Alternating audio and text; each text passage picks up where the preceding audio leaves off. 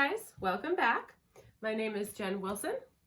Today we're going to focus on things that we could do to engage with our younger children. So for our Mommy and Me classes and our preschool classes, these would be some ideas that we would do in the classroom. A lot of the times we'll read a story that will kind of transition the kiddos from arriving to class, and it settles them a bit. For some of the classes, it doesn't settle them because they're younger and they have ants in their pants and they want to just keep moving. But I did pick up a couple really cool stories from Eric Carle. I'm going to go ahead and do this one first, and then we're going to be doing a couple different game ideas that you can play with your kiddos involving food. Okay, so this book is called Can You Guess Food? With the Very Hungry Caterpillar, which is one of my favorite books for the kiddos. Can you guess the food in this book? The Very Hungry Caterpillar Thinks You Can. It is round and sticky. It's a lollipop. It is pink and juicy. It's a slice of watermelon. It is yellow and stinky. It's cheese, and this kind in particular is Swiss cheese. It is green and tangy. It's a kiwi. It's frosted and sweet. It's chocolate cake. It is round and crunchy. It's an apple. And so what I did is I drew a picture of this scene right here, and a lot of the times I will go ahead and whatever book that we're using, just draw a very simple sketch, and it really gets the kids excited to color or to draw themselves something right from the book. There are a lot of different resources online where you can print out printouts as well from the Hungry Caterpillar. So one game that you can play after reading this story or letting your kiddos watch me reading it is what's in that bag. So what you would do is you would take any type of food, if we're gonna do food related. Some of us might not have access to fresh produce right now.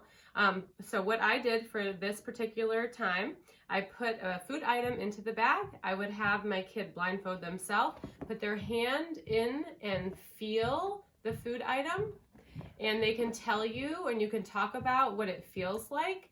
And in this particular situation, it's a kiwi from the story. I would not put chocolate cake in there, but very similar to that. What we've done in the past is we'll put different pieces or types of food in little bowls. We would blindfold the kids and let them taste a piece of food or a different flavor, and we would have them guess it. Kids love it. They love getting excited about what it could possibly be. They love texture. I've done whole lessons on different textures. You can talk about, oh, hey, is it smooth? Does it have pricklies? I mean, there's so many different ways you could spin this. Okay, and here's another book by Eric Carle. Can you guess animals?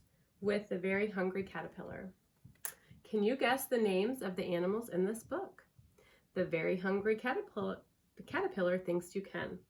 I eat leaves and have a long neck. I am a giraffe. I am slimy and slow moving. I am a snail. I have black and white stripes. I am a zebra. I eat plants and have a giant horn. I am a rhinoceros. I have prickly spines and curl into a ball. I am a hedgehog. I have a shell and webbed feet. I am a turtle. And something I did with this book is I went ahead and I drew a couple of the sheets for the kiddos to color in. Super easy. The kids really love to see their parents draw. In my Mommy and Me classes for a lot of our projects, which they really don't know they're getting into before they sign up from the class, I will do a step-by-step guide to help them draw whatever we are drawing. And the kids love to see their moms or their dads or their grandmas or their grandpas draw these things, and then they get to paint or color them in. So show the kids that you can be creative too. Have fun. All right, another fun idea, and I normally do this game at our end of the session party for my art classes. for the Mommy and Me classes, the preschool classes, and I've even used it in the kindergarten through 2nd grade. So what I'll do is I will print out 2 of the same coloring sheets. Okay, so here's one pair, just as an example. Here's another pair. I will glue them with a glue stick to the back of paper, and then I will use it as a matching game. So just like you would play a matching game at home, I would line them up, and then we would play matching. Each person would have one turn to go ahead and find a match. And then so on, they'd flip it over just like you would if you play normal memory at home. And then when they get a match, okay, so we keep playing, right, till we get a match. I knew it was somewhere. Okay, so I have this match. So one way you could do it, so now the kiddo gets to color these coloring sheets, okay? So if this is a one-time game, you are welcome, obviously, to keep these to the side. You can bring it out later.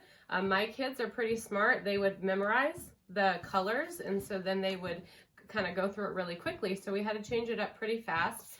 They would end up getting to win this match, or they got to color it.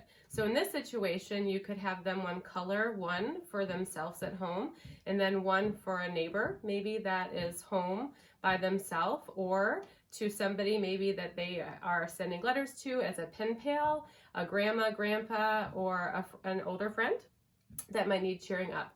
I know a lot of the local nursing homes would love to be able to put these on some of their residents' walls just to brighten up the room. I can only imagine how excited they would get if they were to receive some of these. So that's just an idea here. Now, also using this along with our next game, you have Easter eggs. So Easter time is coming soon. A lot of us have these decorations that will be coming out soon. Go get them. Have an Easter egg hunt in your house. Have the kids find these eggs. Inside the eggs, put different ideas. Color a coloring page. Well, it just so happens you have some color pages already handy dandy, okay? Another idea, 20 jumping jacks. So I used to be a coach, and I love to incorporate my classroom just like a team. So we will do some team building exercises as well. So, and then the golden egg, draw a cat. So go ahead and add some creative outlets as well, like drawing. A couple other ideas: read a fun book, take a picture of something outside and draw it, 10 push-ups, make a special snack, draw a picture for a friend, send it to them. The list can go on and on and on. At the end of this post, we'll give you a list of 20 different things you can do. This would even work for older students as well. I mean, I love to find things. So if my kids set up a scavenger hunt or an Easter egg hunt for me with different clues inside, what would be really neat is if maybe in a couple of your Easter eggs you put a treat, a special treat. Nerds, big favorite in our house. If you put those in, and then they get a special treat as well. Another awesome idea is an actual scavenger hunt. We do a scavenger hunt for end of the session parties as well. You just come up with a list of different things to look for. So I have heard from a lot of people, and they're doing outdoor scavenger hunts. Well, that is awesome. It's easy to find twigs, rocks, but what if you made it a little bit more challenging and you said a rock in the shape of a heart? Okay, another awesome idea is creating your own pin the tail on the whatever. We've done pin the seed on the watermelon. It would be very simple. You could just use construction paper, and you can just make a watermelon, draw a watermelon, have the kids color it in, and then have little seed cutouts, and just blindfold the kiddos and have them do that. Clearly, don't do all these activities all in one day. Spread them out. Some of them do need a little bit of time, but if you have any older kids in the house, have them involved as well. Have the older kids print out the coloring sheets and glue them and make it a family activity as well. I hope this helps. I hope it's keeping you guys creative and have fun doing these things. Bye, guys.